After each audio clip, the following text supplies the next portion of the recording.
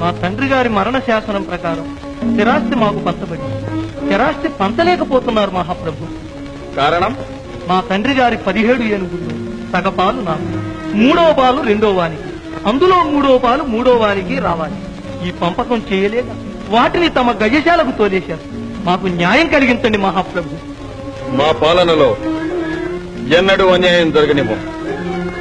ఈ సమస్యను గురించి ధర్మాధికారుల అభిప్రాయం? ఎన్ని విధాల భాగించి చూచిన జంతు హింస చేయకుండా పాళ్లు పంచటం సాధ్యంగా కనిపించటం లేదు ప్రభు. మరణించిన వాడు మతిలేని వాడు కాదు మహాప్రభు, ప్రతిభావంతుడైన ప్రభుభక్తి పరాయణుడు. కనుకనే సాధ్యంగాని విభాగాలతో మరణ శాసనం రాశారు. ఆయన అభిమతాన్ని మన్నించి ఆ ఏనుగులను తమరు స్వీకరించడమే న్యాయం. కాదు, పరమ అన్యాయం.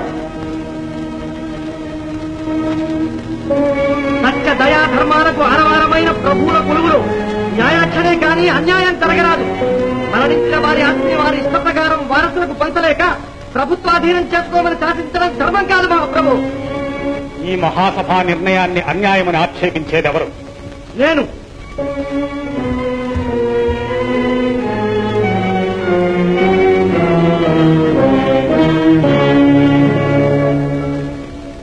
ఈ నేరానికి పరిహారం తెలుసా? తెలుసు. ఎవరు పిచ్చివాడు?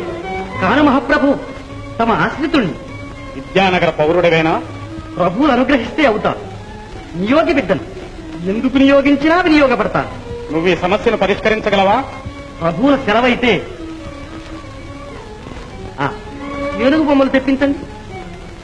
ఎవరయ్యా నువ్వు? మాది కృష్ణా తీరం, తెనాలి. గార్లపాటి రామన్న మంత్రి కుమారుడు రామకృష్ణుడు.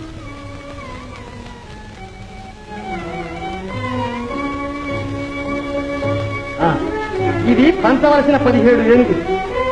శ్రీవారే భద్రగజారూఢులై ఇవి పంచడానికి ఏం చేశారనుకోండి, మీకు అభ్యంతరం ఉంటుందా? ఉండదు. శ్రీవారి ఏనుగును మీ వాటిలో కలిపారనుకోండి, మీకు అభ్యంతరం లేదుగా? లేదు. చేర్చడానికి వీల్లేదు. పంచవలసినవి 17. పంచబడేది కూడా 17 స్వామి. ఇప్పుడు వెరసి ఏనుగులన్నీ 17 కాదు 18. అవునవును 18.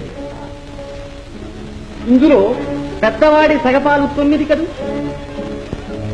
అవును.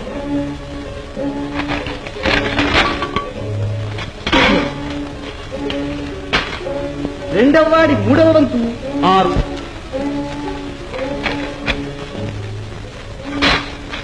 మూడవ వాడి పాలు 2. ఇక మిగిలింది శ్రీవారి ఏనుగు. ఇది వారి పాలు.